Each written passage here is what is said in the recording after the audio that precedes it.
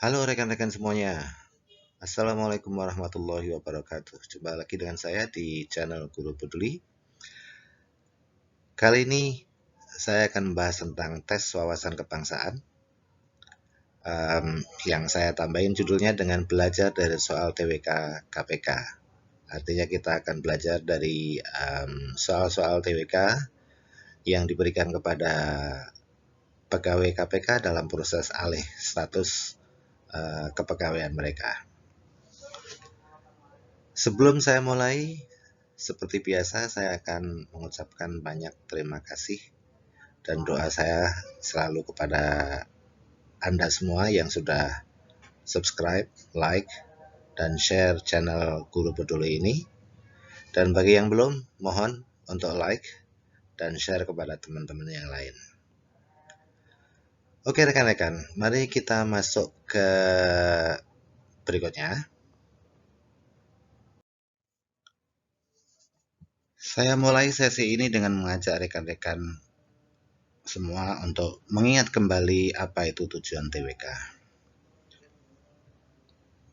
Kenapa saya selalu mengingatkan atau mengajak rekan-rekan untuk mengingat kembali tujuan dari tes wawasan kebangsaan itu, karena dengan mengingat tujuannya kita punya gambaran besar dan bisa menentukan strategi bagaimana cara menjawab soal-soal dalam tes wawasan kebangsaan itu sendiri. Jadi tujuan TWK itu seperti yang sudah sering kita bahas ya, yaitu untuk menjaring aparatur sipil negara yang mampu menjadi perekat dan pemersatu bangsa dalam kerangka NKRI. Lalu yang dimaksud aparatur sipil negara yang mampu menjadi perekat dan pemersatu bangsa dalam kerangka NKRI itu seperti apa?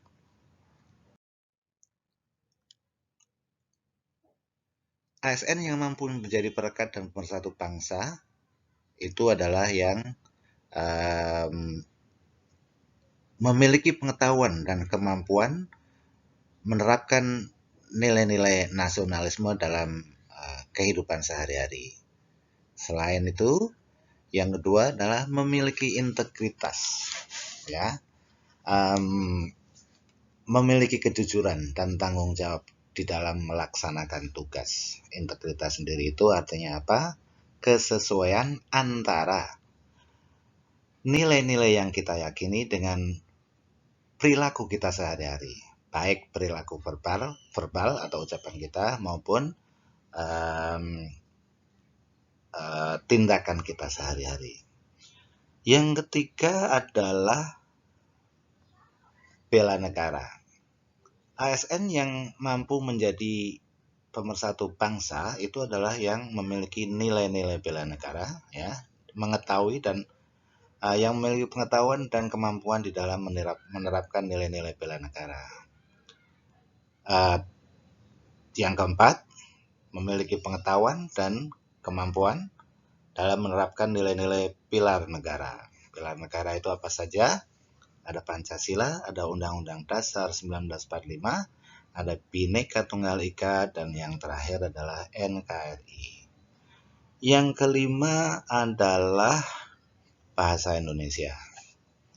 Jadi ASN yang bisa mempersatukan bangsa adalah yang tahu atau yang memiliki pengetahuan dan kemampuan di dalam menggunakan bahasa Indonesia dalam rangka mempersatukan bangsa Indonesia. Dan yang terakhir, ini adalah hal yang baru yang muncul di dalam TWK tahun ini, yaitu anti radikalisme. Anti radikalisme itu apa? Anti radikalisme itu adalah kekuatan seseorang atau pengetahuan dan kemampuan seseorang untuk menahan paham-paham radikalisme yang merasuki ke kehidupan kita. Oke, untuk lebih jelasnya mari kita lihat ke berikutnya. radikalisme dalam konteks keindonesiaan. Yang dimaksud dengan radikalisme ya dalam konteks keindonesiaan itu apa? Ada 3 di sini. Radikalisme itu digunakan oleh pemerintah ya untuk merujuk kepada kelompok tertentu yang bermaksud mengganti Pancasila, mengganti ideologi Pancasila dan Undang-Undang Dasar 1945 dengan sistem lain, seperti misalnya khilafah atau yang lainnya.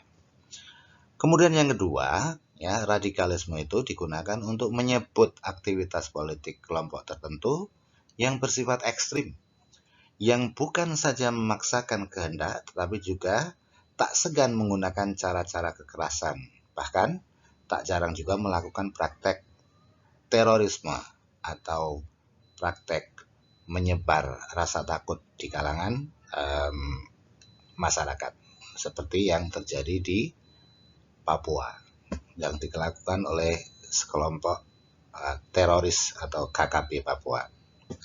Dan yang ketiga, ya, pemerintah menggunakan kata radikalisme untuk merujuk pada kelompok yang bertindak dengan mengatasnamakan demokrasi, tetapi justru menerapkan dan memiliki sikap dan nilai-nilai yang anti demokrasi.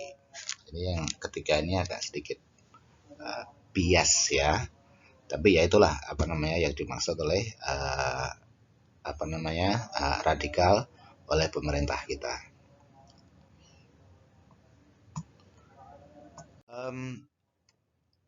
Kembali lagi saya ingatkan untuk tip ya menjawab soal TWK, rekan-rekan ya. Ingat ketika Anda menjawab soal-soal TWK, pilihlah jawaban yang menunjukkan bahwasanya Anda adalah seseorang yang menerima dan setia kepada ideologi Pancasila dan Undang-Undang Dasar 1945.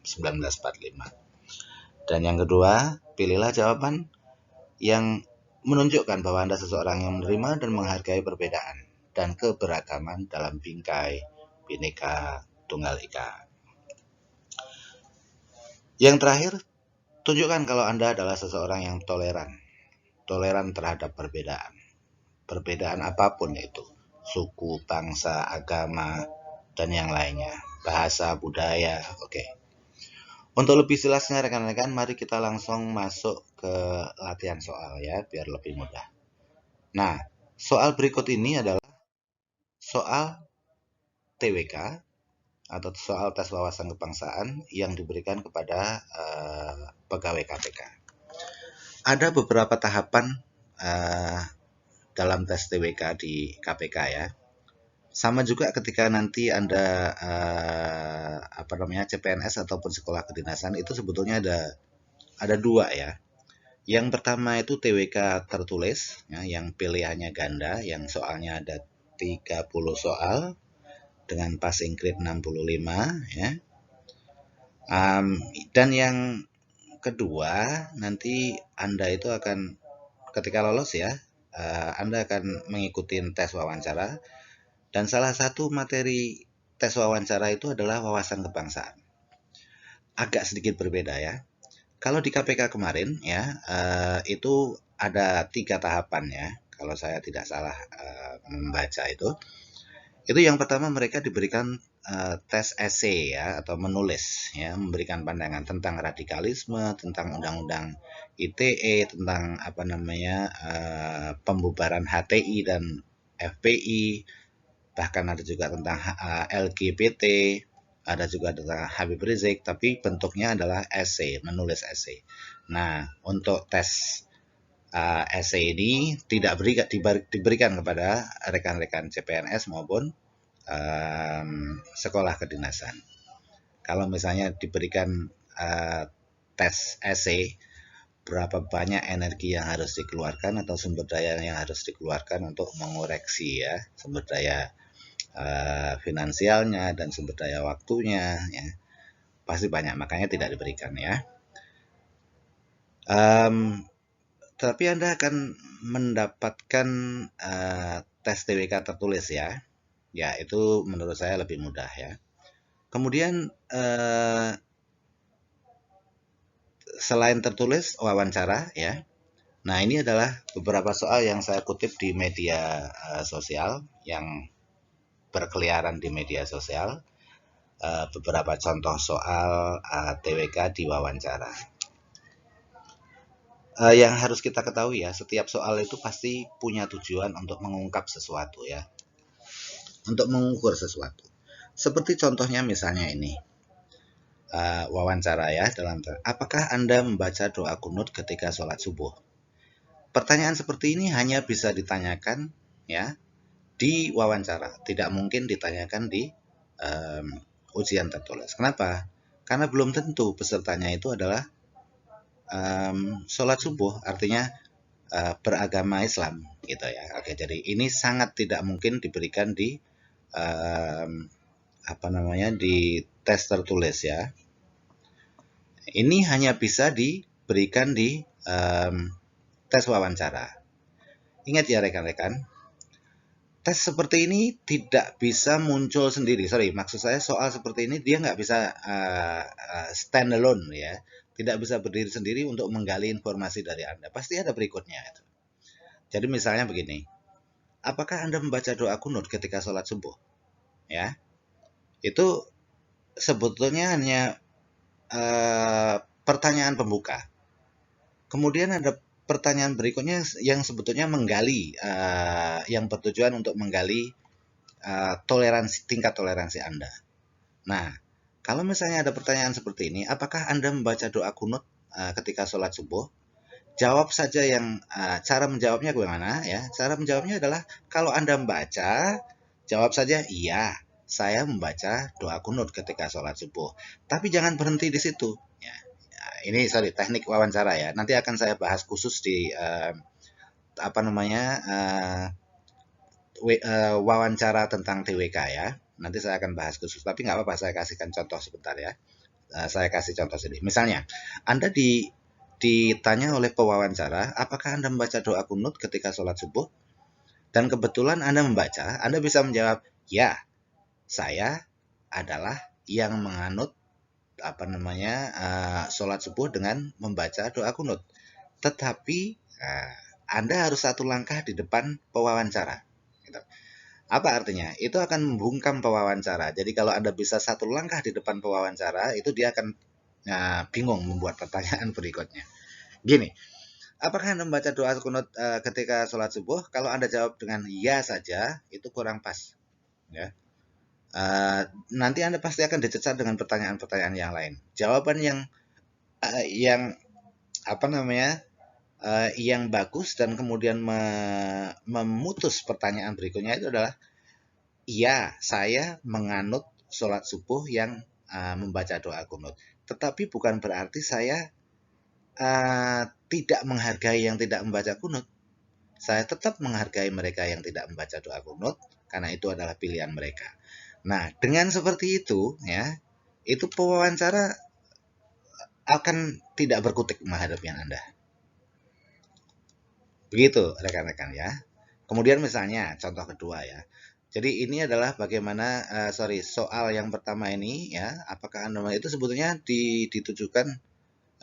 digunakan ya untuk menggali tingkat toleransi Anda kepada orang yang tata cara ibadahnya itu tidak sama dengan Anda gitu loh. Apakah Anda mengkafirkan mereka, apakah Anda menerima mereka, apakah gitu ya. Oke. Jadi dari situ sebetulnya tujuannya. Kemudian misalnya Anda ditanya, apakah Anda mengucapkan selamat hari raya kepada umat agama lain? Ketika Anda ditanya seperti ini, Anda harus tahu ya, faktanya apa? Kenapa pertanyaan seperti ini muncul? Pertanyaan ini muncul karena ada fakta bahwa sebagian orang Islam atau umat Islam mau mengucapkan selamat hari Natal atau selamat hari raya agama lain ya kepada umat Nasrani dan umat agama yang lain. Tapi ada juga sebagian yang tidak menganut itu. Artinya ada sebagian umat Islam yang mengucapkan selamat hari Natal itu ya nggak apa-apa gitu. Tapi ada juga yang bilang nggak boleh gitu loh. Nah, ketika Anda ditanya seperti ini ya, kalau kebetulan Anda adalah orang yang menganut kepercayaan atau keyakinan bahwasanya mengucapkan selamat hari raya kepada umat lain itu nggak boleh? Boleh, jawab aja dengan jujur. Saya tidak mengucapkan selamat hari raya kepada umat agama lain, tetapi bukan berarti saya tidak menghargai mereka. Saya menghargai mereka, ya. Saya apa namanya? Um, ya mendukung mendukung pelaksanaan ibadah mereka ketika mereka merayakan hari raya, meskipun saya tidak mengucapkan selamat hari raya kepada mereka. Jadi Anda harus satu langkah di depan pewawancara. Oke. Ada pertanyaan-pertanyaan yang aneh ya, seperti apakah Anda bersedia melepas jilbab. Ada cara-cara tertentu, nanti saya akan bahas satu-satu ya. Oke rekan-rekan. Mari kita langsung masuk ke soal-soal yang mungkin akan keluar ketika Anda menghadapi tes wawasan kebangsaan untuk CPNS dan sekolah kedinasan. Soal nomor 1. Hampir di setiap agama atau kepercayaan kepada Tuhan Yang Maha Esa di Indonesia, terdapat tata cara ibadah yang berbeda-beda. Apa sikap Anda terhadap teman atau saudara yang seiman atau seagama dengan Anda, tetapi tata cara ibadahnya berbeda dengan Anda? Ya, rekan-rekan, ini sebetulnya tadi tentang sholat subuh dengan kunut tadi ya. Kalau di dalam tertulis ya, atau multiple choice, soalnya seperti ini ya. Pilihan jawabnya menganggap mereka kafir dan sesat. B. Mengajak mereka untuk mengikuti cara beribadah saya. C. Mengajak mereka berdiskusi dan mencoba meyakinkan mereka bahwa tata cara ibadah yang paling benar adalah seperti yang saya lakukan. D. Tidak memasalahkan dan menghormati pilihan mereka. E. Membiarkan mereka beribadah sesuai dengan keyakinannya selama mereka tidak mengusik keyakinan saya. Ya. Oke rekan-rekan. Menurut Anda, jawabannya adalah oke, delta. Tidak mempermasalahkan perbedaan tata cara ibadah dan menghormati pilihan mereka. Ya, ini tadi kalau di dalam wawancara soalnya seperti itu tadi. Menanyakan sesuatu yang berbeda, misalnya ada yang kunut, ada yang tidak, ada yang boleh mengucapkan selamat hari Natal kepada umat Kristiani, tapi ada pula yang tidak. Itu ya semuanya bebas selama apa? Selama kita saling menghormati ya. Oke. Mari kita lanjutkan ke soal berikutnya. Soal nomor 2, Anda adalah seorang kepala pengurus tempat ibadah. Ada banyak tempat ibadah di Indonesia, bisa jadi masjid, bisa jadi musola, bisa jadi gereja, bisa jadi tempat-tempat ibadah lain ya, tempat ibadah agama lain. Pada suatu ketika, tempat ibadah yang kepengurusannya Anda kepalai atau Anda ketuai membutuhkan seorang karyawan. Siapakah yang akan Anda pilih dari beberapa calon yang mendaftar? Ya, saya akan memilih calon yang A. Agamanya sesuai dengan tempat ibadah saya. B. Agama dan sukunya sama dengan saya agar komunikasi lebih mudah terjalin. C. Minimal satu suku dengan saya. D. Memiliki kualifikasi yang sesuai dengan kebutuhan pekerjaan. Atau E. Saya akan memilih calon yang kebetulan adalah adik saya. Pilihan yang tepat? Baik, pilihan yang tepat adalah delta.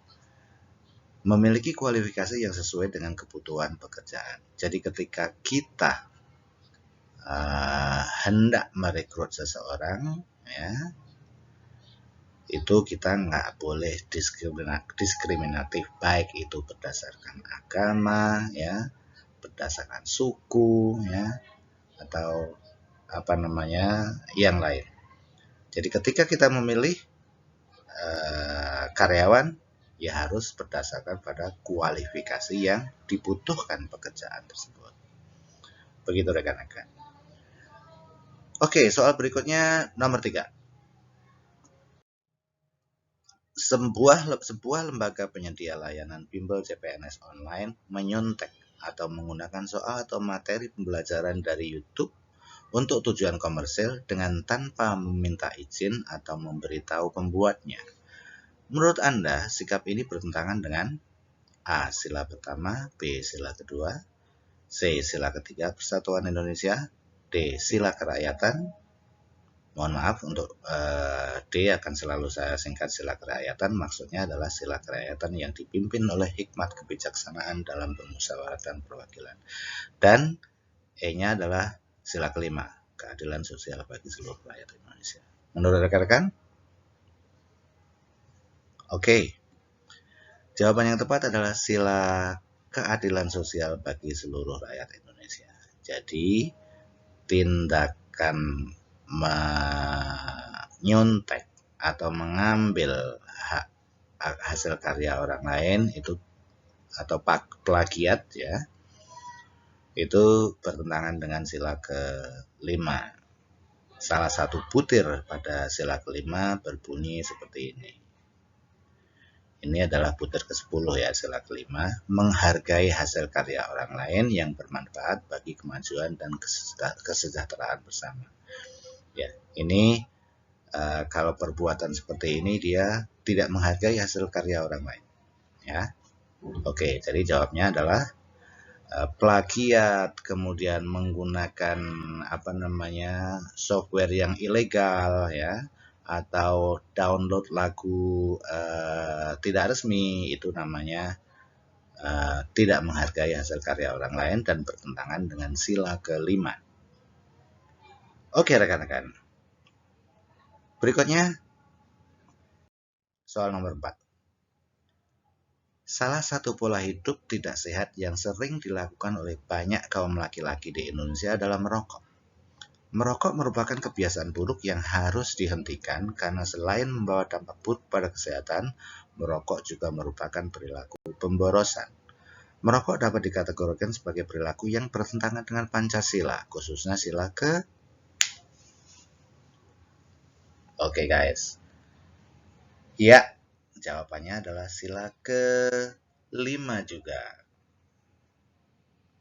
Kita lihat salah satu bunyi butir Pancasila pada sila kelima ya, ini butir ke-7 bunyinya begini. Tidak menggunakan hak milik untuk hal-hal yang bersifat pemborosan atau gaya hidup mewah. Jadi merokok itu adalah pemborosan, sehingga dia tidak sesuai dengan sila kelima. Ada hal lain juga yang tidak sesuai dengan butir ke-7 sila kelima. Ini contohnya misalnya sekarang ini banyak selebgram ya yang mereka bergaya hidup mewah kemudian ditunjukkan di sosial media. Itu juga bertentangan dengan sila ke-5 ya. Karena mereka bergaya hidup mewah sudah begitu dipamerkan di sosial media. Selain bergaya hidup mewah sudah bertentangan dengan sila kelima, ada lagi, itu adalah perbuatan tidak baik ya, ria itu perbuatan tidak baik dan juga bertentangan dengan sila kelima. Kalau pada butir kedua sila kelima ini kan ada mengembangkan perbuatan luhur atau perbuatan baik, sementara ria itu bukan perbuatan luhur ya. Oke. Jelas menurut saya, mari kita masuk ke soal berikutnya. Soal nomor 5. Di sekitar komplek perumahan tempat Anda tinggal, ada sekelompok pemuda yang memiliki hobi memodifikasi motor. Bagus hobinya ya.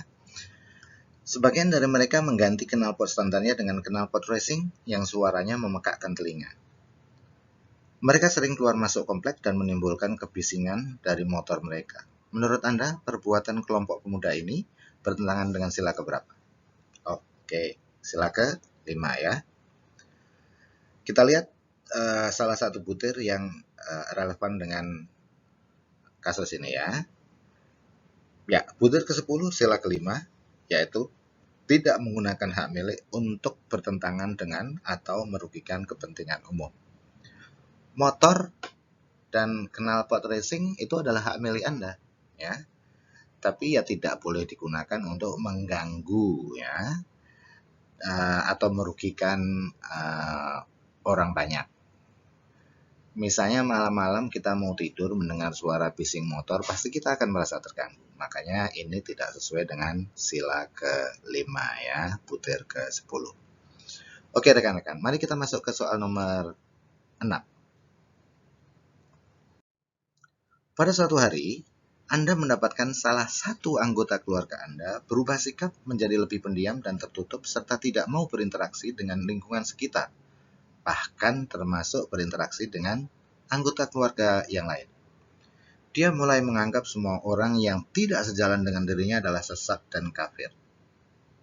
Menghadapi perubahan sikap saudara tersebut, apa yang Anda lakukan? Hati-hati ya, ketika ada salah satu anggota keluarga kita yang seperti ini, kita harus segera bertindak supaya tidak terlalu jauh, ya, tersesatnya. Oke, dari kelima jawaban ini, jawaban yang tepat adalah ya, mengajak orang tua untuk melapor dan meminta bantuan kepada Badan Nasional Penanggulangan Terorisme terdekat. Kenapa tidak Delta membicarakan hal tersebut dengan kedua orang tua untuk menentukan langkah apa yang harus diambil, atau Charlie mengajaknya untuk berdiskusi dan meluruskan jalan pikirannya?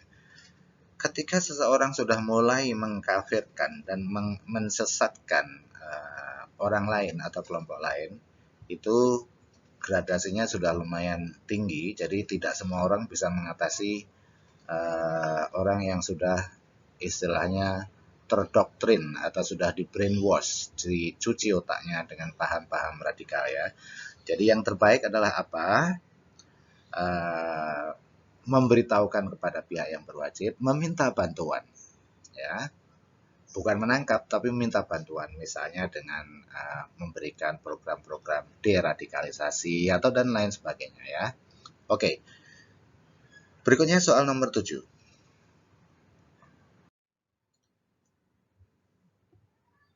Soal nomor 7 ini sebetulnya sudah pernah muncul di video sebelumnya, tapi dikoreksi oleh rekan kita Yohanes dan Bang Edwin, dan saya setuju dengan pendapat mereka, makanya saya masukkan kembali di sini sebagai koreksi, ya.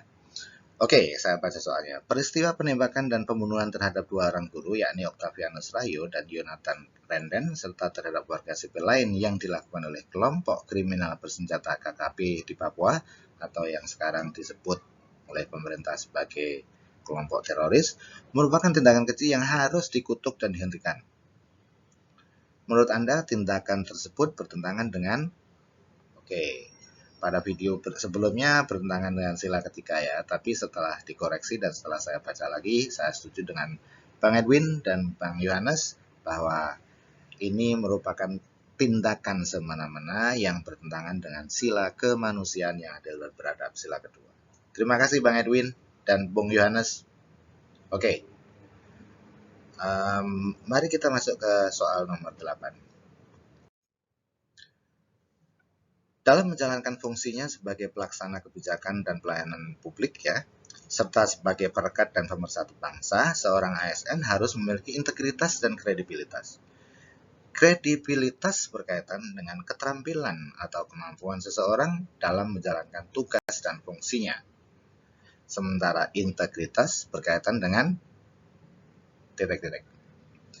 Soal ini juga saya ambil dari video sebelumnya yang kebetulan menimbulkan beberapa pertanyaan. Ada beberapa rekan yang mereka menjawab hati, karena dalam tryout yang pernah saya ikuti jawabannya adalah hati.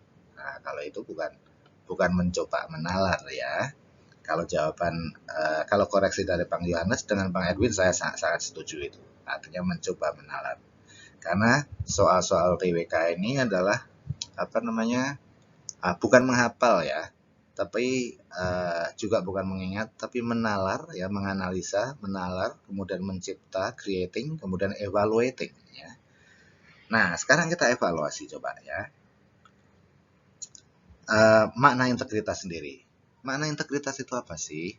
Integritas itu artinya adalah kesesuaian antara nilai-nilai yang kita yakini kebenarannya atau pikiran kita atau keyakinan kita ya dengan ucapan dan perbuatan kita. Nah, itu arti dari integritas. Ucapan dan perbuatan itu adalah perilaku kita. Ya, perilaku kita sehari-hari itu adalah ucapan kita dan perbuatan kita yang bisa dinilai oleh orang banyak, oleh umum. Ya. Nah, integritas itu juga bisa dinilai, integritas seseorang bisa dinilai. Apakah hati seseorang bisa dinilai? Nggak bisa, nggak ada yang tahu. Hati saya, hati Anda, hati teman-teman kita, nggak bisa diukur ya.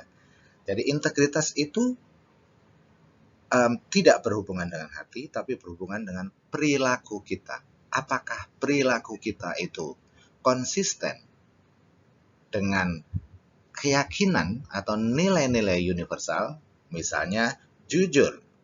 Jujur itu adalah perilaku. Kalau saya bersikap jujur kepada setiap orang, itu artinya setiap hari dan terus-menerus, itu artinya apa? Saya memiliki integritas. Bisa dilihat dari perilaku saya. Gitu ya. Untuk soal ini jawabannya tetap perilaku. Ya, oke, kita lihat ya. Bukan hati. Jadi begini, misalnya pada suatu saat Anda ikut try out. Ada soal 2 kali 3 sama dengan 7.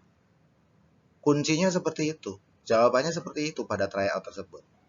Kemudian ketika saya membuat soal di sini 2 kali 3 sama dengan 6, Anda protes. Enggak, Pak. 2 kali 3 waktu di try out jawabannya 7. Ya saya tidak mau terima kalau begitu. Terima kasih atas masukannya teman-teman. Ya, minimal dengan Anda mengoreksi, mencoba menjawab ya, itu teman-teman berpikir ya. Kita gunakan kita latih otak kita. Otak kita atau otak manusia itu sama dengan otot kita atau otot manusia ya. Kalau otot kita latih ya, setiap hari kita latih dia akan makin kuat. Sama seperti misalnya, kenapa Lionel Messi, Cristiano Ronaldo setiap hari masih melatih menendang?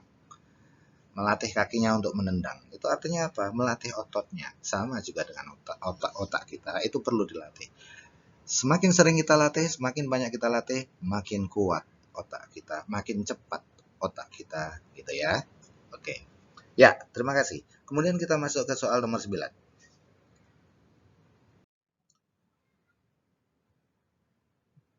Di dalam pembukaan Undang-Undang Dasar 1945 terdapat 4 pokok pikiran untuk membentuk suatu negara. Pokok pikiran tersebut adalah A. Idealisme persatuan, ketuhanan, dan kemanusiaan. B. Ketuhanan, kemanusiaan, persatuan, dan kerakyatan. C. Persatuan, keadilan, kerakyatan, kemanusiaan yang berketuhanan. D. Kerakyatan, musyawarah, kepentingan bersama. Atau E. Rakyat, wilayah, pemerintah, dan persatuan. Oke, jawaban yang tepat adalah Charlie. Ya, jadi pokok pikiran yang ada di dalam pembukaan Undang-Undang Dasar 1945 adalah C. Persatuan, itu sila kedua, keadilan sila kelima, kerakyatan sila keempat, kemanusiaan yang berketuhanan adalah sila kedua dan pertama. Jelas ya rekan-rekan? Oke, lanjut ke soal berikutnya. Nomor 10. Jika suatu peraturan pemerintah yang ditetapkan Presiden sebagai pengganti undang-undang tidak mendapat persetujuan Dewan Perwakilan Rakyat dalam persidangan, maka apa yang harus dilakukan oleh Presiden? A. Presiden harus menetapkan peraturan Presiden, atau B.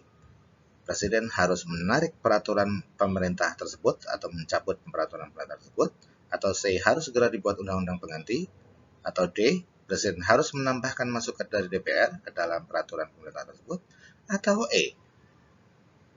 Undang-undang yang digantikan oleh peraturan pemerintah tersebut kembali berlaku. Iya, jawaban yang benar adalah bravo. Jadi ini tentang pembuatan undang-undang ya, tentang kekuasaan presiden. Kalau tidak salah pasal 5 ini ya. Oke. Kekuasaan untuk kewenangan atau kekuasaan untuk mengusulkan rancangan undang-undang ya. Oke. Baik rekan-rekan, untuk video kali ini saya hanya memberikan 10 soal ya. Berikutnya mudah-mudahan saya bisa memberikan soal lebih banyak. Mudah-mudahan video ini bermanfaat buat kita semuanya ya. Terima kasih rekan-rekan sudah menonton. Jangan lupa untuk share ya ke teman-teman yang lain dan like video dan channel Guru Bedul ini. Terima kasih. Wassalamualaikum warahmatullahi wabarakatuh.